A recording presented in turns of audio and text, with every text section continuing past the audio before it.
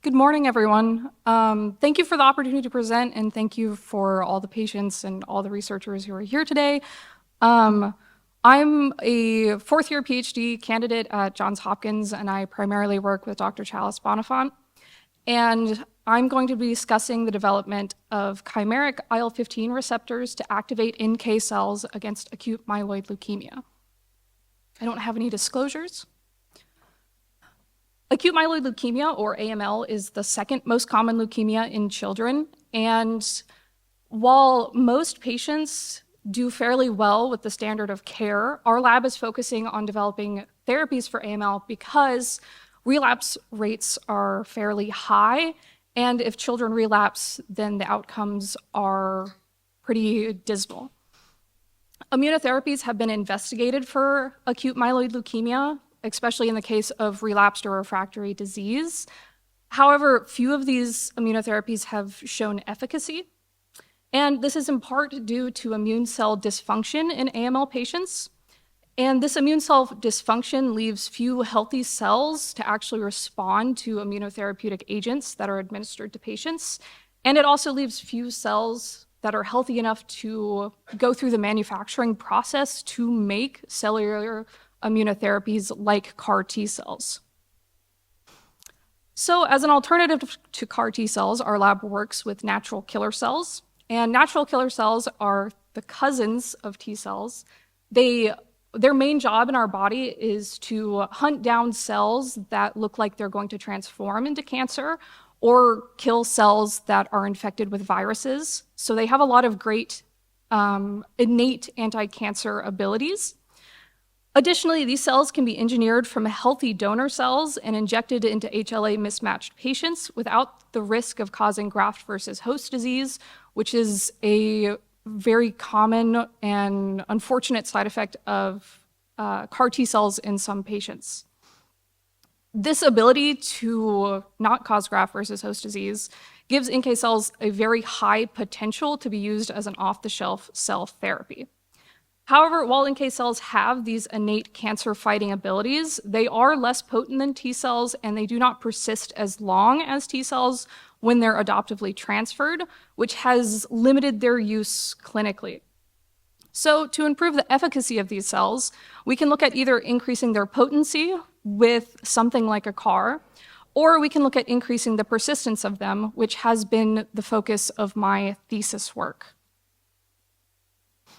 To increase the persistence of these cells, we are leveraging cytokines, which are immune signaling molecules, and we're particularly interested in IL-15 or interleukin-15. And this cytokine binds to two protein chains that are embedded in the surface of a cell membrane. And when the cytokine binds to these two receptor chains, they come together and signal by the JAK-STAT pathway, which in NK cells influences not only their development, but their expansion and their survival. Our group has previously shown that CAR-NK cell expansion can be increased in AML mouse models by engineering NK cells to secrete IL-15. And you can see in these plots, the middle plot, the green and orange lines are NK cells engineered to secrete IL-15 with or without a CAR. And you can see they have great expansion in the peripheral blood of animals. However, animals treated with NK cells engineered to secrete IL-15 had decreased survival compared to mice treated with CAR-NK cells alone, unmodified NK cells, or even mice that did not receive any therapeutics. So the question that came from this study was, can we keep the benefits of IL-15 signaling and this great expansion that we saw without this associated systemic toxicity? And to go about doing this, we hypothesized we could stimulate antigen-dependent cytokine signaling by engineering the two chains of the IL-15 receptor, the IL-15 receptor beta chain and the common gamma chain, with antigen-binding domains or single-chain variable fragments. And the idea is that these two scFvs, single-chain variable fragments, will bind to a protein on the surface of a cancer cell, in our case CD123, and cause the two chains to come together and signal theoretically in the same manner as the native receptor. And these constructs with antigen binding domains connected to the cytokine chains, we have dubbed chimeric cytokine receptors, or CCRs. Sorry for taking your abbreviation from the NIH, but so while we are initiating signaling in the same manner as the native receptor, we expected that this would increase the persistence of NK cells in the presence of CD123 positive cells, but we weren't sure if this would affect their cytotoxicity as well, as most other chimeric receptors like this that have been used activate different downstream signaling pathways in cells.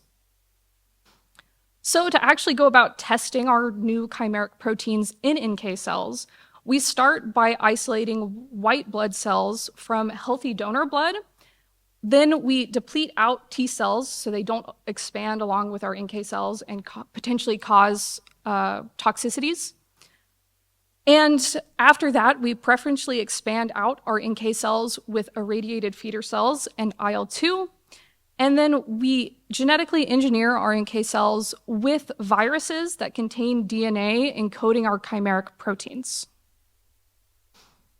So we engineered NK cells with our chimeric beta chain, our chimeric gamma chain, or both of these chimeric chains in combination, and confirmed their expression was stable up to 3 weeks post-activation by flow cytometry. We then stimulated these cells with plate-bound recombinant CD123, our antigen of interest, and saw increased downstream signaling only in NK cells that had both of our receptor chains. And this is the group in blue at the end.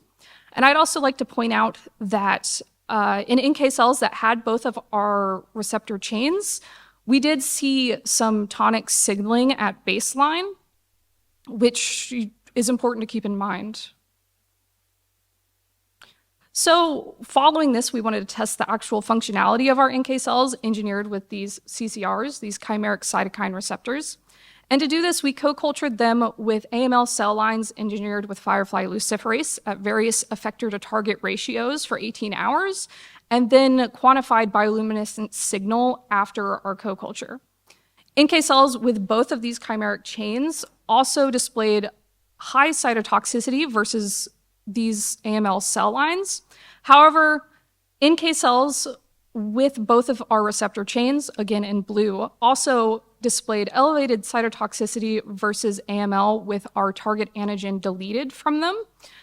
And while discussing this, I also want to point out that NK cells do have an innate ability to kill cells, even when they are not engineered. So you can see in the black line in these plots that NK cells without genetic modifications will kill cancer cells.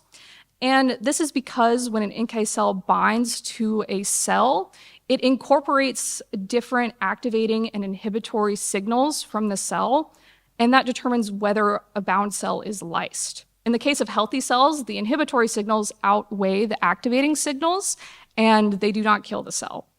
However, in the case of cancer cells, usually they upregulate activating ligands, and we believe this in combination with our tonic IL-15 signaling likely is causing this elevated cytotoxicity in these short-term assays. So to actually look at NK cell survival and anti-cancer abilities in longer-term assays, we further engineered our CCR NK cells with both of our receptor chains with a red fluorescent protein to enable them to be tracked in an IncuCyte live cell imaging system over the course of 10 days. And you can see in this flow plot here, we've confirmed expression of both our CCRs and our red fluorescent protein. And NK cells with both of our chimeric beta and gamma chains showed increased expansion and cytokine-independent survival compared to NK cells without our chimeric proteins. And when serially stimulated with AML every 2 days, CCR NK cells displayed prolonged cytotoxicity. They killed AML with CD123 more robustly than cells without CD123, and they killed more sequential times than NK cells without our chimeric constructs. I'd also like to highlight in these plots In orange are traditional CAR-NK cells that have great initial cytotoxicity, but without cytokine support, these cells die very quickly and they do not retain their anti-cancer potential for very long. So following these experiments, we wanted to test the long-term survival of our CCR-NK cells in mice. And we did this using a very similar mouse experiment to our previous studies where we tested NK cells with secreted IL-15.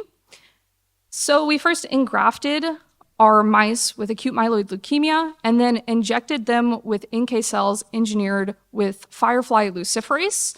And this luciferase enabled us to track the NK cells in live animals over time. We noted that CCR-NK cells in the animals displayed higher overall signal compared to NK cells without our chimeric constructs. And after around a month of tracking these animals, we harvested various tissues from them and assessed the presence of NK cells and AML in the bone marrow, spleens, and peripheral blood using flow cytometry. And in all of these cases, similar to the total signal in the mice, we saw elevated CCR-NK cells, again in blue, and we also observed a trend in decreased AML in all of these different compartments. So far, we've demonstrated that CCRs induce signaling, survival, and anti-AML activity in NK cells, and this is dependent on expression of both halves of our chimeric cytokine receptor. We're actively investigating whether the tonic signaling of these cells will tip the balance of inhibitory and activating signals in healthy cells, because we want to be very aware of potential toxicities. And we are evaluating different cancer antigens to target, which if you want to learn more about, come see me at my poster. And we're also very interested in trying to target 2 different cancer antigens with our different receptor chains. We're also interested in actually tracking the long-term survival of mice that are treated with these CCR-NK cells. And I'd like to thank all of these wonderful people, particularly Chalice and Megan and Tony, who are here today. If you have questions about NK cells in general, I'm sure you'll be able to find them. And I'd also like to thank all the patients and everyone here today. So thank you.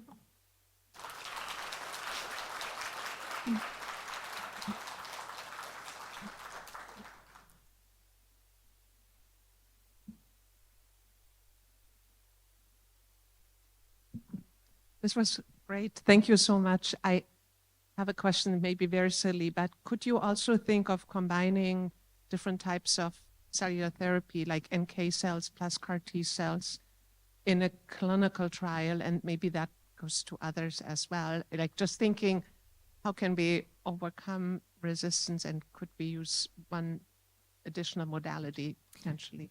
Yeah, I think probably eventually we'll get to that point. NK cells have really great properties because they have a bunch of different mechanisms to target and kill cancer rather than just relying on one genetic engineering receptor event. But they actually don't persist very long in the body, even with these genetic modifications that I'm making. So I think ideally you could think about using NK cells up front and then giving a CAR T cell therapy that would extend out longer term, but we also have to be aware of potential toxicities with using both of these cell therapies.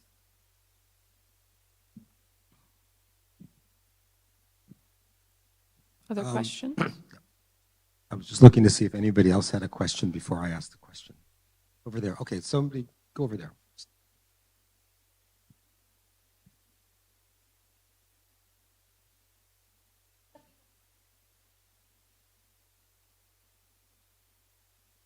Yeah, so NK cells are not dependent on a HLA expression for their cytotoxicity. So you can develop these cells from a healthy donor and produce them in a large batch and then distribute them to multiple different patients. Okay, so we know that when receptors that require dimerization, which these obviously do, heterodimerization, when you have high levels of those receptors, you get intrinsic activation because the expression is so high that they phosphorylate and they get activated. Have you looked at relative levels of receptor activation in the different models? Because you know it's ligand independent because it happens without CD123, with either any sort of reporter assays or phosphorylation downstream, because that could be really interesting to help understand what's happening. Yeah, so I've mainly been looking at phosphorylated STAT5 downstream of these receptors, and that's how we know that they are tonically signaling. One thing I really want to do is during the development of these receptors, I actually made constructs that were tagged with fluorescent proteins, and I can see where they are at in cells, and I'm hoping that I can do some FRET assays to look at how often they're heterodimerizing or not, and look at their distribution within cells. If that answers your question. Yeah, no, I think it could be helpful. I mean, the other thing is that you might think about, they're a little challenging, but just different types of cross-linking assays, and doing like a non-denaturing, it's another idea that a non-denaturing gel that would help you see what are monomers versus what are dimers. But I think you're looking at activated STAT5 is a good idea. Great talk, really enjoyed it. So Thank you. if you target, I've got two questions, but if you target the same antigen, but you have to have two epitopes, right? Then how do you make sure that there's no steric hindrance? Yeah, so when I was designing these CCRs, I was very aware of that potentially being an issue. So we tried to pick single chain variable fragments that were reportedly targeting different epitopes, but they're not really well mapped in a lot of cases. So I actually did some protein modeling with AlphaFold and tried to look at to see where the scFvs were binding onto the antigen to see if they would or would not actually inhibit each other. So that kind of played into the decision of using different scFvs, but I think overall it's really just a trial and error and seeing if they actually signal or not. And then with targeting two different antigens, you don't have the same issue, right? They have to dimerize themselves. Yeah, that's one thing that I've been worried about is these receptors have to come very close together to actually signal. So one thing I am worried about is if two different antigens are targeted, they might be too far apart on the cell surface to actually induce signaling. Interesting idea. Thank you. Thank you.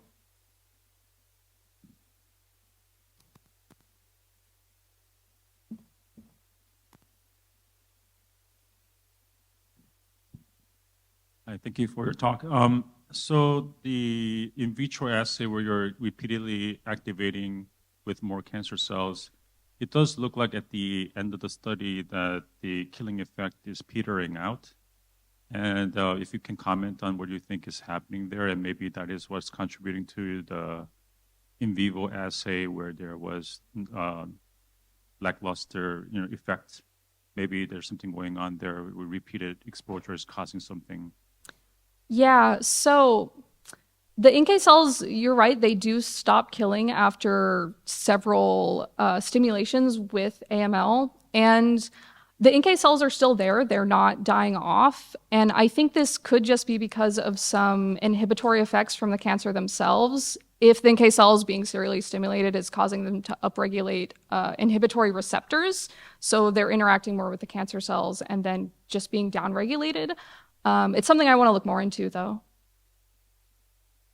Great, thank you so much.